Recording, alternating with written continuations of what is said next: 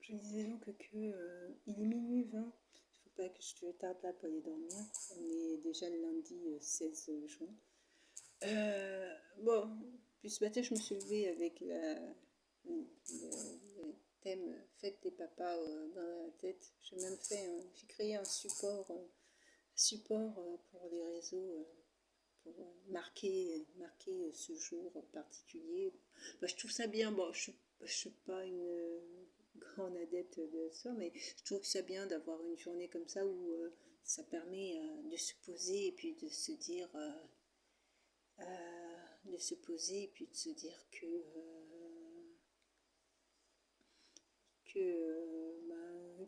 je vais, comment dire ça, que bah, je vais prendre un peu de temps pour faire quelque chose, à marquer par exemple ce temps par,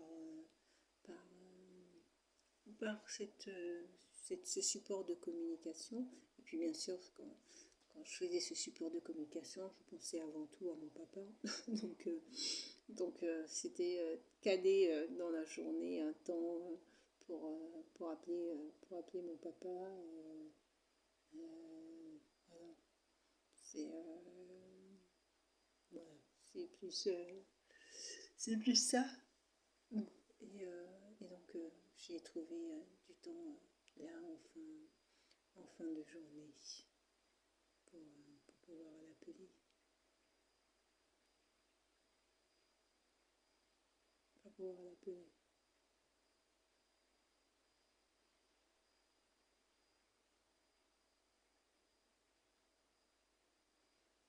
Mais voilà.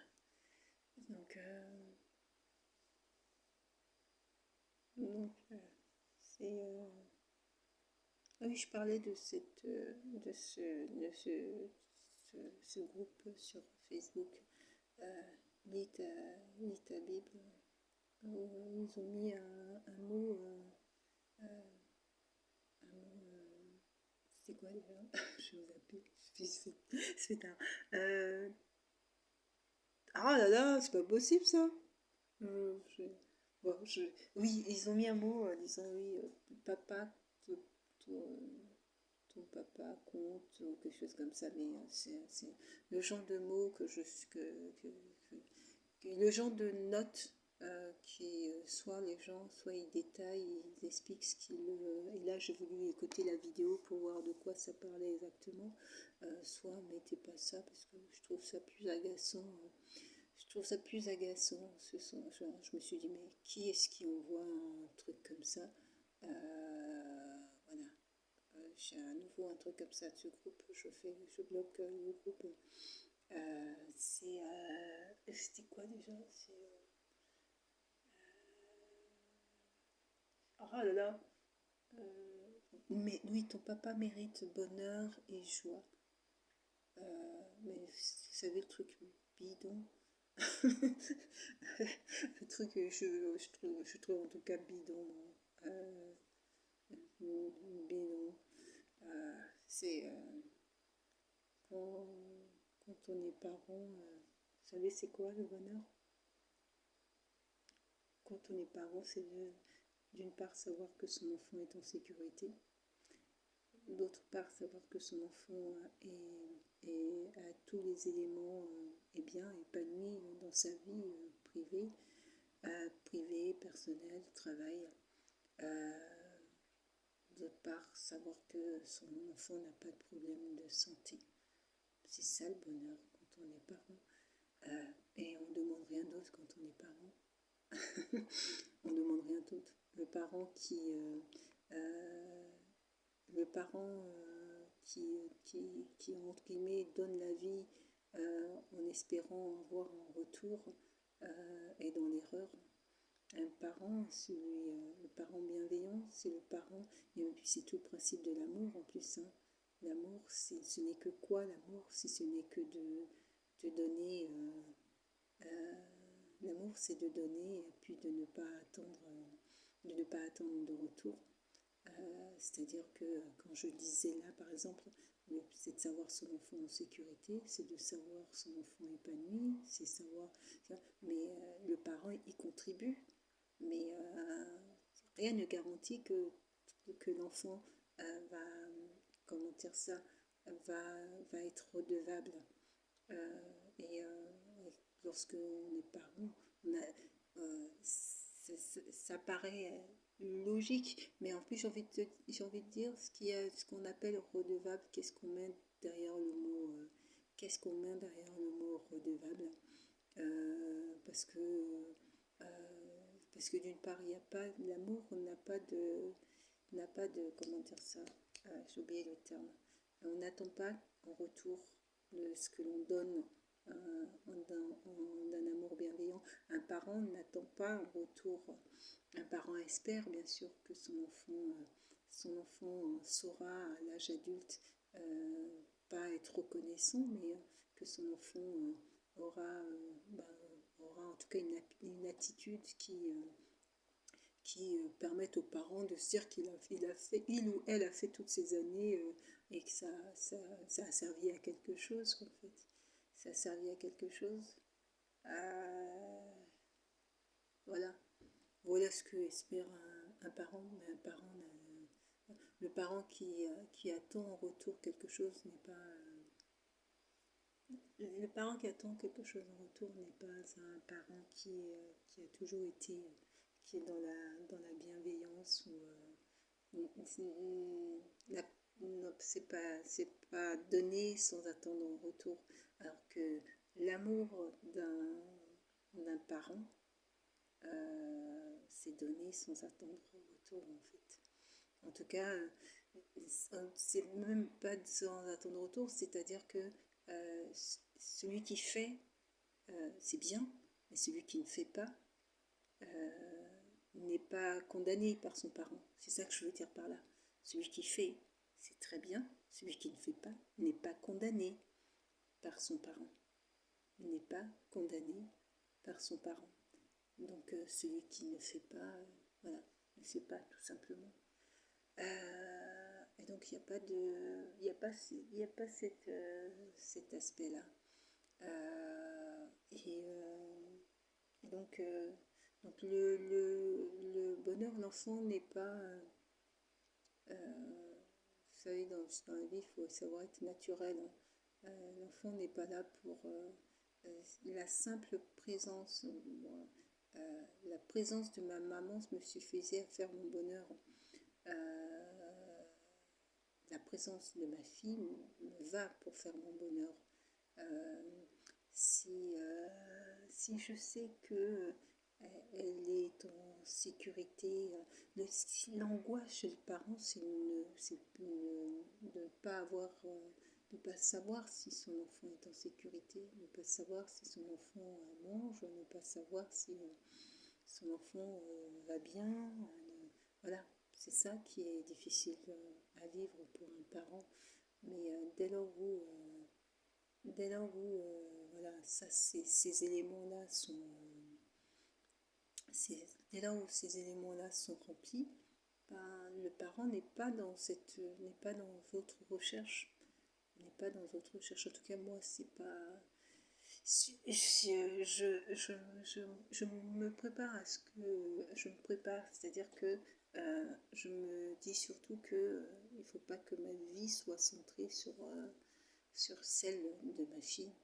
Il faut que j'ai moi-même ma propre vie, de sorte à ce que de sorte à ce que ça ne de sorte à ce que je ne sois pas derrière à attendre que d'avoir la moindre nouvelle pour que je puisse trouver de la joie dans ma journée en fait. Voilà.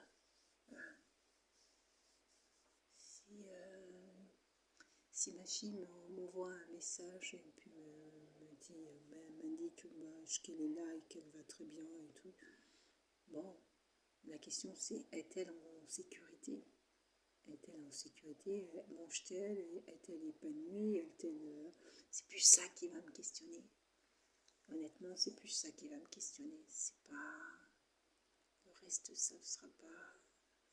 C'est... On ne...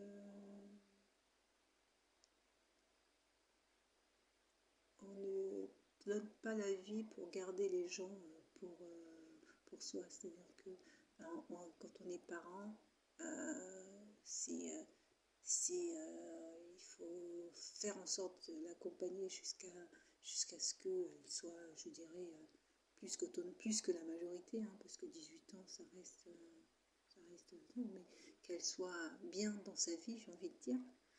Mais l'objectif, c'est de faire en sorte que l'enfant soit bien dans sa vie. L'objectif, c'est pas que de garder les gens avec soi. Non, de toute façon, je ne le supporterai pas moi-même. Je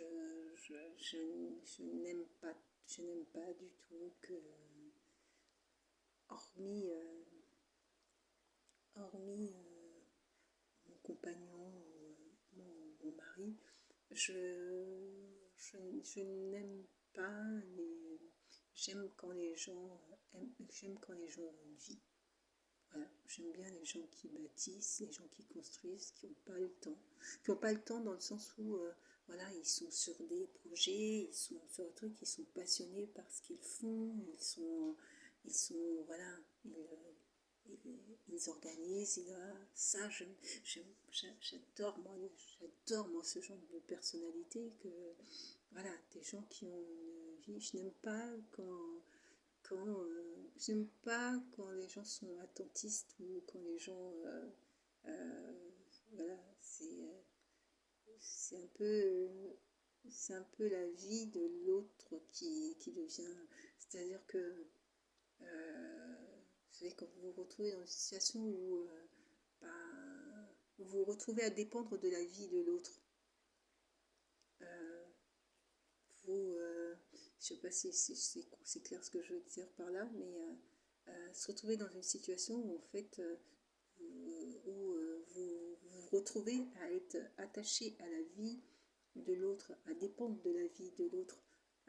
Ça, bah, pour moi, je ne pourrais pas. Je ne pourrais pas. Je ne pourrais pas être.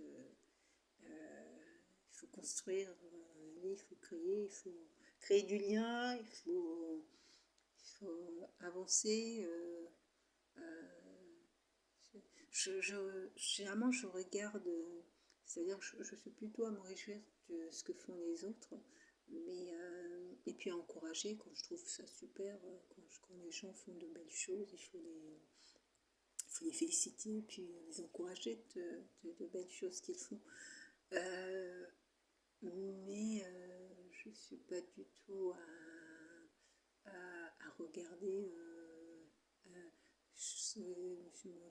Dans ma tête, il y a plein de projets, il y a plein d'idées, il y a plein de trucs que j'essaie d'organiser pour pouvoir les mettre voilà, pour que ça puisse fonctionner.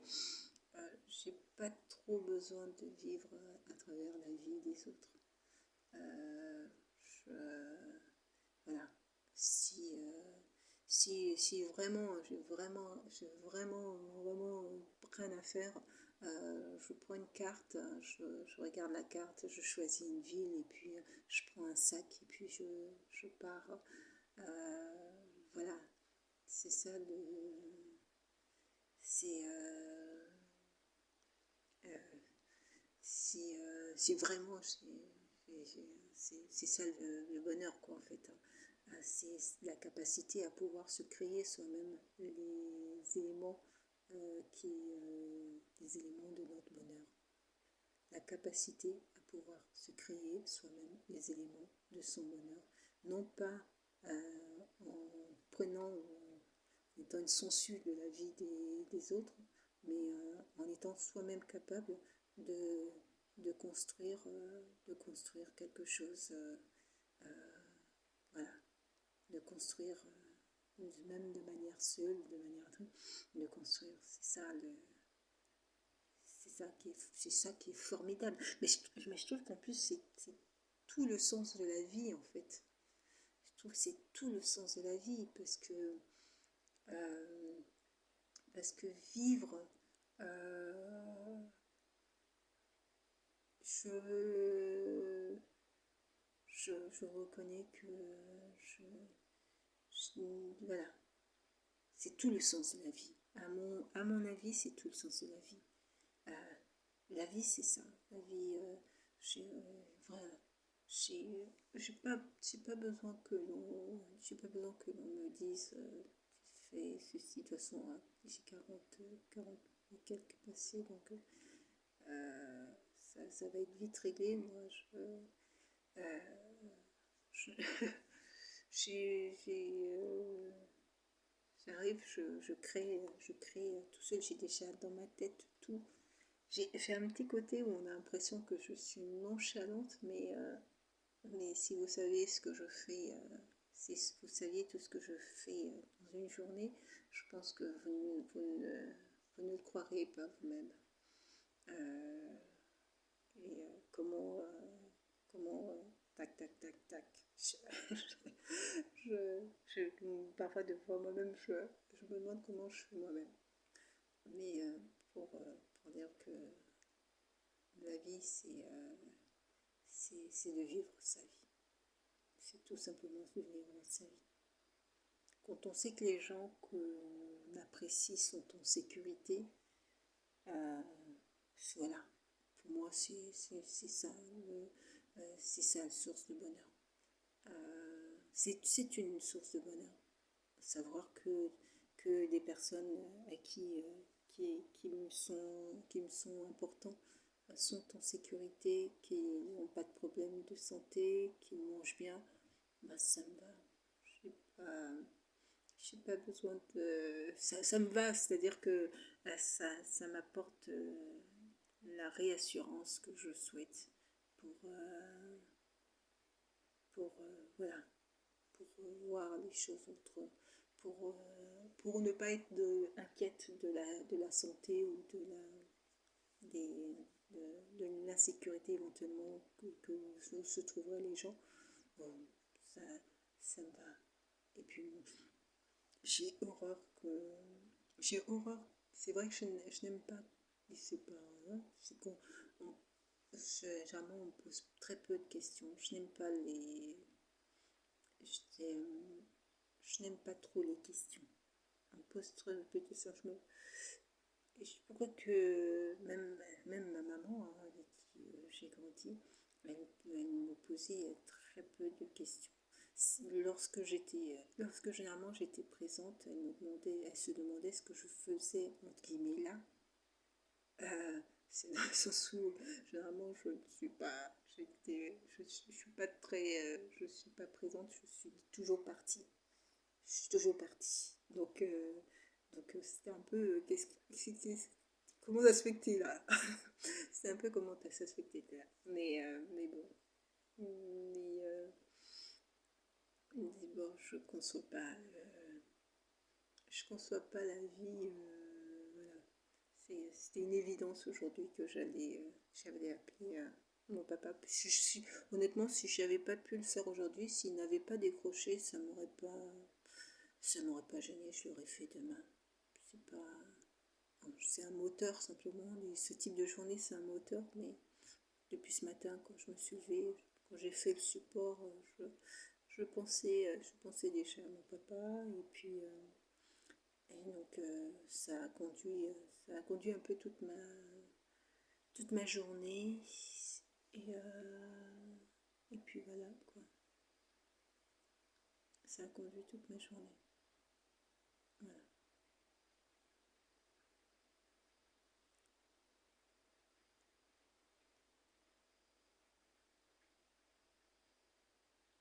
Et ça a été le fil conducteur de la journée, entre les déplacements que j'avais à faire et tout, pour après revenir,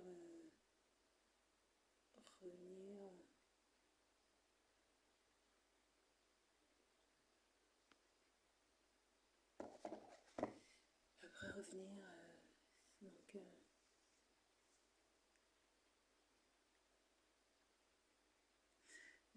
bon. Et là, il est minuit 40. Faut que j'aille dormir. Parce que demain, parce que demain, je me lève tôt. Parce que demain, je me lève tôt. que voilà, je sais pas. Mais oui, pour le message de ce groupe Lis ta Bible, je me suis demandé, mais quel est le but? Euh, Honnêtement, le message c'était ton papa mérite bonheur et respect. Je me suis dit, quel est le but de ce type de message? Qui envoie ce type de message qui a pas de sens?